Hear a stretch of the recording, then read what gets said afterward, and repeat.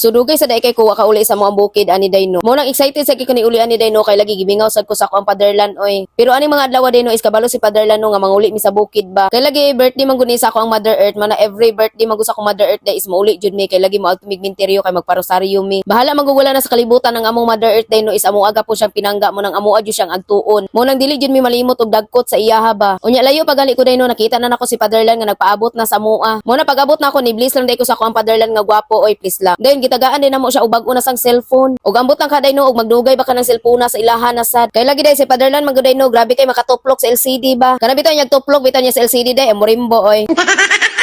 Mo nang niana ko ni fatherland day nga pinahinan niya og pindot ba kay lagi ning gawas ang rimbo oy. Unya sayo na kay tubag si fatherland ako ni ana siya nga kapoy dako no kay cellphone akong gihatag sa iya kay sige raw siya kamras-kamras. Mara naman onig nawakwak si fatherland day kay mga maras naman noon please lang. Bagumana na day gisulod ako ang amo ang balay no. Unya pag sulod ako sa among balay day no malamang di na hugaw amo ang balay oy please lang. Anyway, gipatilaw din ako sila ni ako ang dala dayno. Kay lagi kabalo ko nga wala jud katilaw si fatherland ani sa tibok niyang kinabuhi ba. Mao nang ako sila gipatilaw dayno kung unsa po ilang reaction day ba nga nakatilaw sila ana.